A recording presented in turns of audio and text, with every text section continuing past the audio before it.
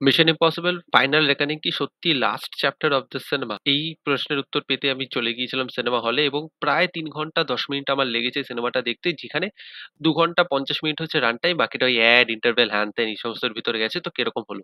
তো স্টোরিটা শুরু হচ্ছে ডেথ রেকনিং, তার ধরে নিন এই মাস দেড়েক পর এই গল্পটা টেক অফ করছে, যেখানে দেখা যাচ্ছে ইথান হান্ট এখনো এন্টিটিকে চেজ করছে এবং সেটাকে শাট ডাউন করার চেষ্টা করছে, এবং এনটিটি সব নিউক্লিয়ার ওয়েপনের বা ওয়ারহেডের অ্যাক্সেস পেয়ে গেছে এবং ও সব রকমের এখন একটা তাবাহি তৈরি করতে শুরু করেছে, যেখানে ও ডিপ ফেক, ফেক নিউজ, যত রকমের আপনারা সোশ্যাল মিডিয়া স্ক্যামস দেখেন সবকিছু ও করতে শুরু করে দিয়েছে, এবং তারপর ও যদি নিউক্লিয়ার ওয়ারহেডস এর অ্যাক্সেস পেয়ে যায়, is the end of humanity. তো ইথান হান্ট কি আটকাতে পারবে এনটিটিকে? এবং ওর যে মেন্টর ছিল, ওর যে অ্যাকচুয়াল মেন্টর ছিল, তাকে কি ও আটকাতে পারবে, যাকে আপনারা ডেথ রেকনিং এও দেখতে পেয়েছেন? সেই নিয়ে হচ্ছে এই পুরো সিনেমাটা। তো সিনেমাটা যেভাবে শেষ হচ্ছে আমি প্রথমেই আগে বলে দিচ্ছি, no this is not the end. এভাবে শেষ করেছে আপনারা দেখেই বুঝতে পারবেন যে if this movie crosses a billion dollar আগে আবার আরেকটা পার্ট তৈরি করা হবে, এবং সেটা আমি কারণ বলছি কেন কি, এই সিনেমাটাকে তৈরি করতে লেগে গেছে ৩০০ থেকে ৪০০ মিলিয়ন ডলার, এবং এই সিনেমাটাকে ব্রেক ইভেন করতেই লেগে যাবে ৮০০ থেকে ৯০০ মিলিয়ন ডলার। তো ১ বিলিয়ন ডলার হলে আরেকটা সিনেমা তৈরি হয়ে যাবে। দেখা যাক কি হয়। প্যারামাউন্ট এবার দেউলিয়া হয় কি হয় না। তো সিনেমাটার ভালো দিক খারাপ দিক দেখুন। সিনেমাটা ইজ টম ক্রুজ শো। মানে আপনার যদি টম ক্রুজকে ভাল লাগে, তাকে দৌড়তে দেখতে ভাল লাগে, তাকে জলে ঝাঁপ দিচ্ছে, প্লেনের থেকে ঝাঁপ দিচ্ছে, চলন্ত প্লেনে সামারসল্ট খাচ্ছে, ওখানে এই প্রপেলার থেকে ওই প্রপেলার বা এই উইং থেকে ওই উইং এ ঝাঁপ মারছে।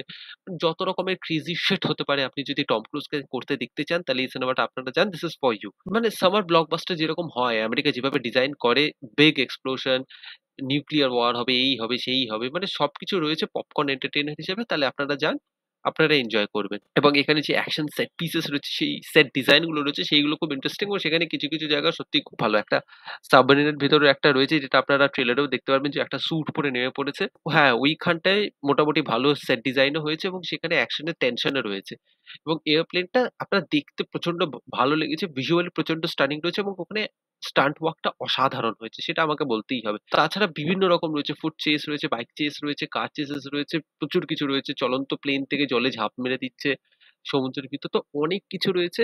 সব আমি এখানে স্পয়েল করছি না, বাট ভরপুর আপনার এখানে অ্যাকশন রয়েছে। তো আপনারা যদি পপকর্ন এন্টারটেইনার চান এবং অ্যাকশন সেট পিসেস দেখতে চান, এবং আজকাল এআই কি করছে সেইগুলো দেখে যদি আপনার একটু রিলেভেন্স লাগে, তাহলে আপনারা সিনেমাটা নির্দ্বিধায় যান, চলে যান। তাহলে আমি বলব this cinema is review proof.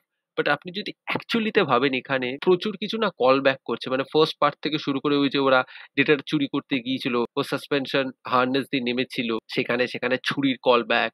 Second পার্টের সেকেন্ড পার্টের না, অ্যাকচুয়ালি থার্ড পার্টে ওরা র্যাবিটস ফুড চুরি করেছিল, সেটার একটা কল ব্যাক। ফোর্থ পার্টের কল ব্যাক, যেখানে ও ও ধরা পড়ে গিয়েছিল বোম ব্লাস্টের ওখানে, সেটার কল ব্যাক।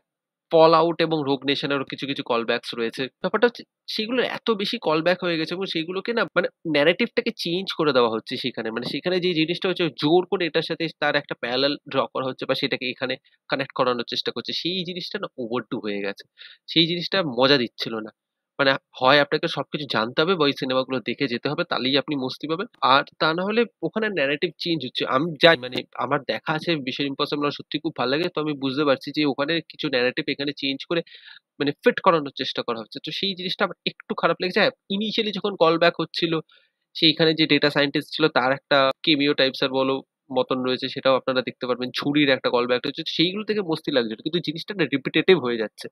সেই জিনিসটা আমার একটু খারাপ লেগেছে, এবং এখানে ভিলেন প্রচন্ড, প্রচন্ড উইক, মানে বলতেই হবে। মানে এত কিছু at stake, আর ভিলেনটা এত ভাঁটের, কেউ মনেই রাখবে না এই ভিলেনটাকে। মানে মার্ভেলের সিনেমায় এখন যেরকম ভিলেন গুলো হয় না, মানে একদম কিচ্ছু করার থাকে না। মানে শুধু নামেই রয়েছে একটা বুক ভরা নাম, মুখ ভরা ইয়ে, ওরকমই। মানে তেমনি কিছু করারও নেই, আর তেমনি কিছু করতেও পারছে না। না তার স্ক্রিন প্রেজেন্স তেমনি কিছু রয়েছে, না তার অ্যাক্টিভিটিও তেমনি কিছু রয়েছে। হ্যাঁ, এন্টিটির সাথে টম ক্রুজের টাসেলটা ইনিশিয়ালি দেখতে ভাল লাগছিল, কিন্তু জিনিসপত্র না একটা সেটের পর রিপিটেটিভ হয়ে যাচ্ছিল, যে ও একটা চ্যালেঞ্জ থ্রো করবে, টম ক্রুজ আবার কিছু একটা ক্রেজি শিট স্টান্ট করবে, সেখান থেকে বেরিয়ে যাবে। তো সেটাও, এবং এখানে প্রচুর ক্যারেক্টার রয়েছে, প্রচুর ক্যারেক্টারের কেমিওস রয়েছে, মানে সেইগুলো একটা একটা টাইমের পর না, মানে কি বলবো, কেমিও বোম্বিং এর মতন হয়ে যাচ্ছে। মানে অনেক বেশি কেমিওস, অনেক বেশি ক্যারেক্টার্স চলে আসছিল। তো ওই জিনিসটা একটু ওভার স্টাফিং করে দিচ্ছে, এবং কিছু কিছু জায়গায় আমি টেনশনটা ফিল করছিলাম না, যে পুরো ওয়ার্ল্ড অ্যাট স্টেক, মানে হিউম্যানিটিকে ধ্বংস করে দেবে। মানে এত কিছু অ্যাট স্টেক সেইখানে, মানে অ্যাকশন সেট পিসেও আমি সেই টেনশনটা আমি অনেক জায়গায় ফিল করতে পারছিলাম, এবং অ্যাকশন সেট পিস গুলো আপনার দেখে মজা লাগবে।